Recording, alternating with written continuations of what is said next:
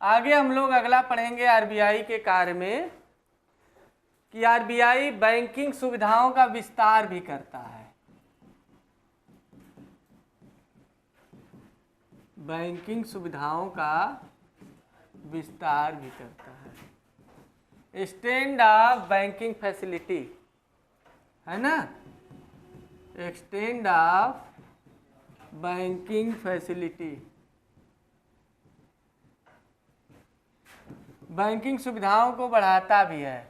याद है आपको, जब हमेशा आरबीआई ये प्रयास करता है कि देश में धन यानी मुद्रा, मनी सबके पास पहुंचती रहे, निचले स्तर तक पहुंचे और हर लोग बैंक की सुविधा का लाभ लें।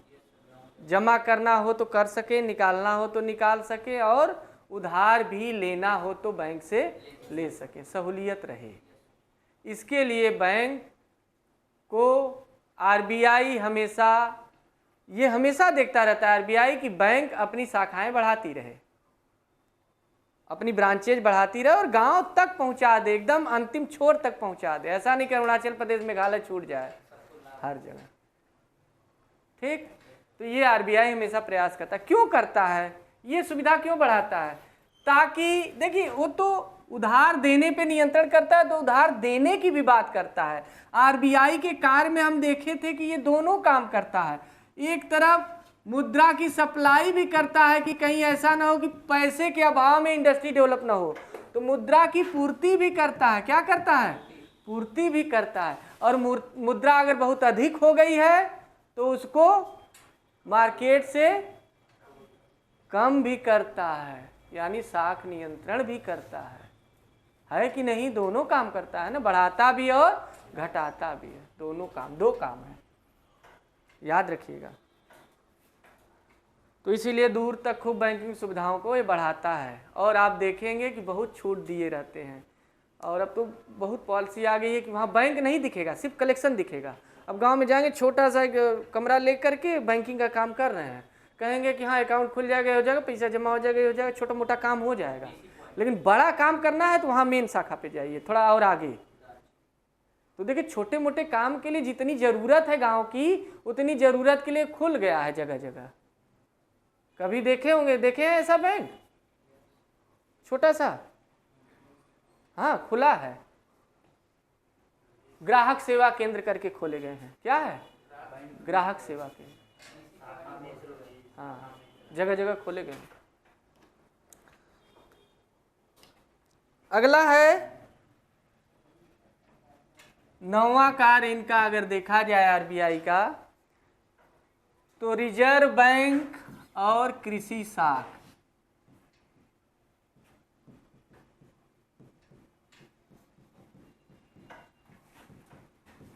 ये हेडिंग है, reserve bank and agriculture credit. Agriculture credit. आइए, कृषि के लिए भी उधार देता है। आपको एक पॉइंट बता दें, आरबीआई कब बना है? 1935 का, 34 का अधिनियम 35 में बना। भारत आजाद हुआ 47 में। कृषि के लिए ऋण वही देता था, सब चीज के लिए ऋण की व्यवस्था बैंक करते थे, बैंक ही ऋण देते थे और आरबीआई देखता रहता था। लेकिन आरबीआई हमेशा प्रयास करता था कि इंडस्ट्री को, एग्रीकल्चर को, सबको ऋण मिलता रहे। लेकिन बाद में इसके पास इतना काम हो गया, 1949 से तो नोट भी छापने लगा, उसके पहले नहीं छापता था, सरकार छापती थी। तो ये अपने हाथ में लिया, नोट छापने लगा, कई काम। तो आरबीआई कहा कि एग्रीकल्चर पे जो ऋण है, यानी कृषि साख, सीधा सा समझिए, कृषि साख को, एग्रीकल्चर क्रेडिट को अपने कार्य से अलग कर दिया। और आप देखेंगे इसके लिए 1982 में किसकी स्थापना की गई? नाबार्ड की। याद रखिएगा, नाबार्ड, एकदम 3 बार बोलेंगे, हाँ मंत्र की तरह जपेंगे तभी काम होगा। नाबार्ड का नाम आप सुने होंगे और बिना नाबार्ड पढ़े आपका सिलेक्शन नहीं होगा। क्वेश्चन जरूर आता है, एग्रीकल्चर से जुड़ा हुआ है। तो नाबार्ड यह है नेशनल, इनसे क्या हो जाएगा, नेशनल बैंक फॉर एग्रीकल्चर। ए से क्या हो जाएगा, बी से बैंक, एन से नेशनल, ए से एग्रीकल्चर, आर से rural, agriculture and rural. Rural, rural जानते हैं, ग्रामीण, रूरल होगा, रूरल डेवलपमेंट। तो राष्ट्रीय, इसकी हिंदी क्या हो जाएगी, राष्ट्रीय कृषि एवं ग्रामीण, ये ग्रामीण हो गया, कृषि हो गया, विकास बैंक। क्या हो जाएगा, राष्ट्रीय कृषि एवं ग्रामीण विकास बैंक, नाबार्ड। हिंदी में दे देता है नाबार्ड। आप बताइए, नाबार्ड की स्थापना 1982 में किसकी सिफारिश पर की गई थी, शिवरमन कमेटी की सिफारिश पर। किसके, शिवरमन कमेटी की सिफारिश पर। याद रखिएगा, recommendation of Sivaraman committee.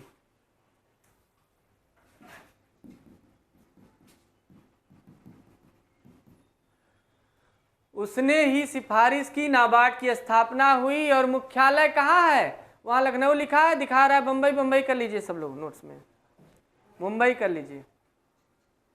NABARD में उसकी शाखा है, मुंबई मुख्यालय मेन है, मुंबई कर लीजिए। लखनऊ भी देता था लेकिन पता नहीं क्यों मुंबई बता रहा है, तो मुंबई ही कर लीजिए, मुख्यालय इसका मुंबई। नोट्स में कर लेंगे, हाँ नाबार्ड का मुख्यालय मुंबई है, देख लीजिएगा नेट में एक बार। ये अब कृषि, देखिए ऋण तो देंगे बैंक ही, लेकिन नाबार्ड भी कृषि के लिए ऋण की व्यवस्था करता है। और आपको एग्रीकल्चर के लिए ऋण चाहिए, नाबार्ड देगा, सस्ता ऋण देगा एकदम, 2%, 3%, 4%, है ना। खेती के लिए ही नहीं कि पैसा लेके चले गए सट्टा खेलने, नहीं। तब आगे आरबीआई और औद्योगिक शाख, यानी आरबीआई या रिजर्व बैंक, सीधे सीधे आरबीआई ही कर देते हैं। आरबीआई एंड औद्योगिक शाख, औद्योगिक मतलब इंडस्ट्रियल क्रेडिट। तो आरबीआई एंड इंडस्ट्रियल क्रेडिट, याद रखिएगा। उद्योगों के लिए भी ऋण की व्यवस्था की गई है। इसके लिए ढेर सारे संस्थान बने हैं भारत में, ढेर सारे, बहुत पहले से बने हैं। आप देखेंगे आईएफसी खोला गया, कौन सा खोला गया, आईएफसी, इंडियन फाइनेंस कारपोरेशन। क्या है, इंडियन फाइनेंस, बहुत ज़्यादा अगर अंग्रेजी ठीक हो जाएगी तो फिनांस बोलेंगे, तो फाइनेंस नहीं बोलेंगे, क्या बोलेंगे, फिनांस कारपोरेशन। हाँ अच्छा, तब ठीक है। तो आईएफसी यानी औद्योगिक नहीं, इंडियन नहीं है भाई, इंडस्ट्रियल है। देखिए हम कंफ्यूजन में हो गए। औद्योगिक वित्त निगम है, क्या है, औद्योगिक वित्त निगम। कब स्थापना हुई, आगे हम लिखवाए हैं, 1956 में हुई। आईडीबीआई वाला दिमाग में चढ़ा, मार के मार क्यों नहीं धस जाएंगे पर। आईडीबीआई 48 में हुआ, ये 56 में हुआ। तो IFC इंडस्ट्रियल फाइनेंस कॉर्पोरेशन, औद्योगिक वित्त निगम, आगे सब बताएंगे। ये खोला गया। राज्य वित्त निगम यानी स्टेट फाइनेंस कॉर्पोरेशन खोला गया। भारतीय औद्योगिक शाख और ICICI बैंक का नाम सुने हैं? इसका फुल फॉर्म बता दीजिए, एक आध लोग को छोड़ के, क्योंकि वो पढ़े हैं। कोई बता देगा, 100 रुपये फीस छोड़वा देंगे सर से करके। ICICI नोट्सवा में देख के नहीं बताना है, सामने देख के बताना है।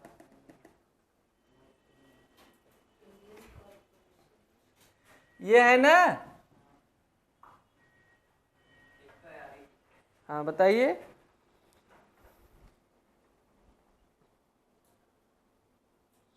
इंडस्ट्रियल क्रेडिट लिखने जा रहे हैं। इंडस्ट्रियल क्रेडिट एंड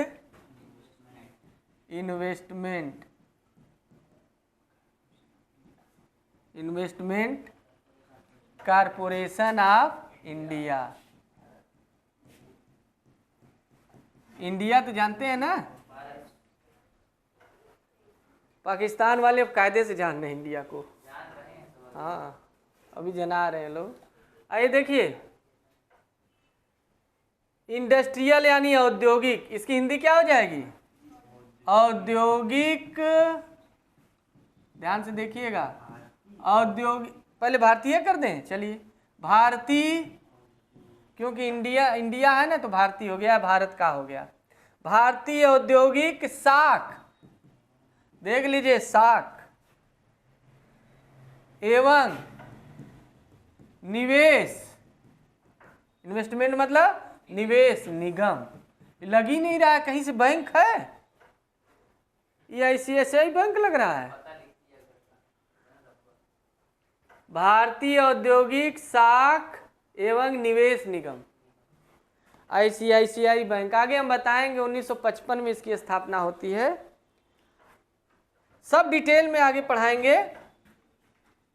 और IDBI भी देखिए, इसमें देखेंगे ध्यान से, तो इसमें लिखा है ना कि औद्योगिक यानी उद्योग के लिए, ध्यान से सुनिएगा, उद्योग के लिए साख देना है, क्या है? उधार देने और निवेश कराने के लिए इसकी स्थापना की गई है ना?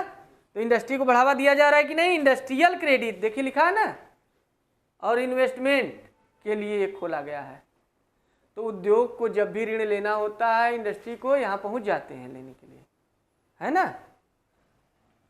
उनको ये ऋण देता है। IDBI का नाम आप लोग सुनेंगे, industrial development bank of India. Industrial development bank of India. भारतीय औद्योगिक विकास बैंक, यानी इंडस्ट्री को डेवलपमेंट कराना है। इंडस्ट्री को डेवलपमेंट के लिए बैंक बना है, और ये बैंक उद्योग को जब भी विकास के लिए पैसा उधार चाहिए ही देगा इंडस्ट्री को। तो ये सब जो अभी संस्था 3-4 ठो हम बैंक बताए, ये सब इंडस्ट्री को, उद्योग को क्रेडिट जब भी चाहिए, उधार चाहिए, उसको ये मनी देते रहते हैं, उधार देते रहते हैं। क्लियर? IDBI। इसी में एक संस्था है आपकी, उसको हम हेडिंग डाल के पढ़ा देते हैं, रिजर्व बैंक और यानी RBI और लघु उद्योग, स्मॉल इंडस्ट्री। RBI और लघु उद्योग यानी small industry, small industry.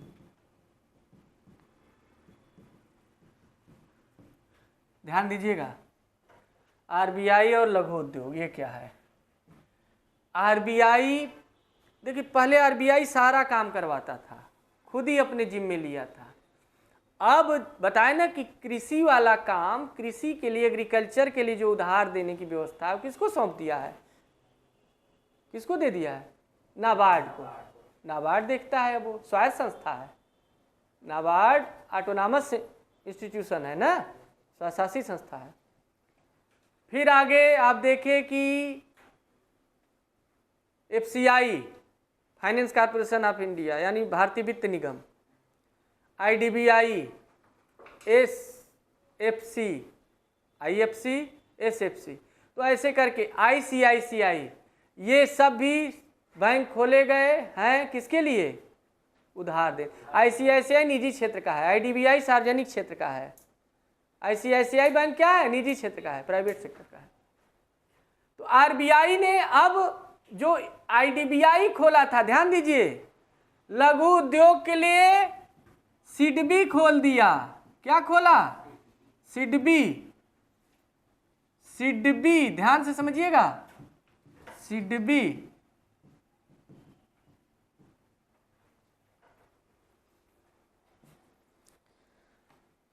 SIDBI की स्थापना 1990 में की गई।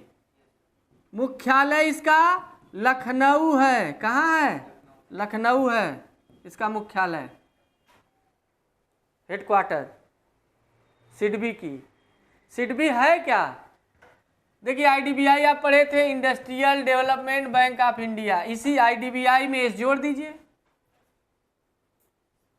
तो स्मॉल यहाँ जोड़ दीजिए, small industry development bank of India, small industry, वही हो जाएगा, industry development bank of India. यानी ये बड़े उद्योगों को ऋण देता है और ये छोटे उद्योगों के लिए ऋण की व्यवस्था करता है, लोन की मैनेजमेंट करता है। ये बड़े उद्योग, ग्रेटर, और ये स्मॉल उद्योग को ऋण की व्यवस्था करता है। बड़े उद्योग को ऋण चाहिए तो कहाँ जाना पड़ेगा?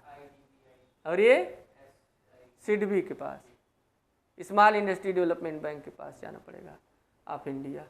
तो ये स्मॉल इंडस्ट्री को ऋण देता है उसके विकास के लिए।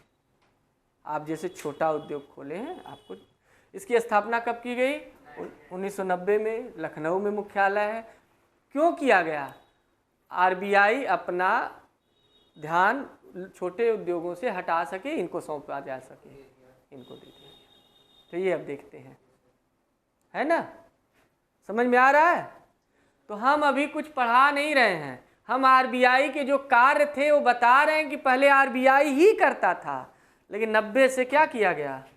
इनको दे दिया गया, अब ये करते हैं। ठीक, तो सिडबी आया समझ में? नहीं ना भूलेंगे अब? ठीक है।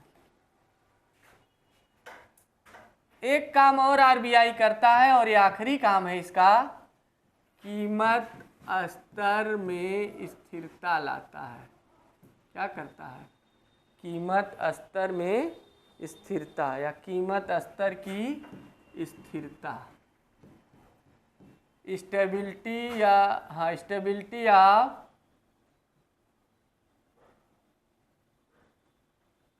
वैल्यू लेवल, मूल्य स्तर या कीमत स्तर, स्टेबल ऑफ वैल्यू लेवल। किसका? वस्तुओं की। किसका? वस्तुओं की कीमत, वस्तुओं का मूल्य स्थिर करता है आरबीआई, या सेवाओं का। एक चीज ध्यान रखिए, आरबीआई जो है ये जब भी भारत में किसी वस्तु की कीमत बढ़ती है ज़्यादा, यानी मुद्रास्फीति होता है, इन्फ्लेशन होता है, या वस्तु की कीमत तेज़ी से घटती है, तो ये हमेशा प्रयास करता है कि बहुत तेज़ी से न बढ़े न बहुत तेज़ी से घटे। इसके लिए हमेशा ये सजग रहता है और इसके लिए अपने पिछले जो हम हथियार बताए, इंस्ट्रूमेंट, उनका यूज करता है। CRR, SLR, है ना, LAF, इन सब का यूज करके और कुछ क्वांटिटिव क्रेडिट कंट्रोल भी कराता है, चयनात्मक साख नियंत्रण भी कराता है, उसका उपयोग कर करके कि इनको उधार मत दो, उनको मत दो। और भारत में हर तरीके से सोचता है कि मनी से कंट्रोल करिए तो अपने आप, मुद्रा से जब कंट्रोल होगा मार्केट में तो अपने आप अर्थव्यवस्था में जो वस्तु की कीमत बढ़ी हुई है वो कम होगी, या घटी हुई है तो मुद्रा ज़्यादा डालेंगे तो बढ़ जाएगी। तो जब मुद्रा वस्तु की कीमत बढ़ी होती है तो क्या करता है, मार्केट से पैसा वापस लेने के लिए नीतियां अपनाता है। और जब कीमत घटी हुई है तो मुद्रा को डालने के लिए, मनी को मार्केट में भेजने के लिए, उसके लिए पॉलिसी अपनाता है, दोनों के लिए करता है। तो हर हाल में आरबीआई क्या चाहता है, कीमत स्तर क्या रहे, स्थिर रहे।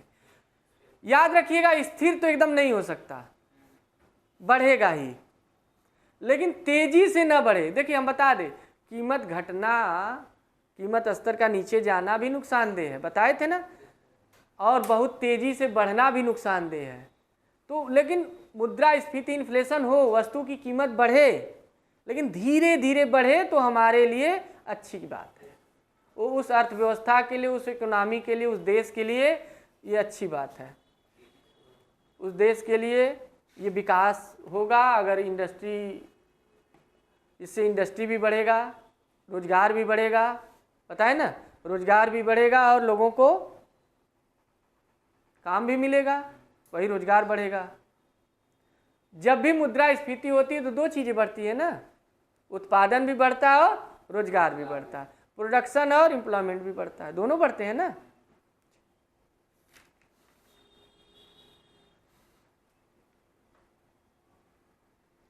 आइए आज हम आप लोगों को वित्त प्रणाली पढ़ाते हैं, नया चैप्टर है, इसको यहीं पे रोक देते हैं, नया चैप्टर।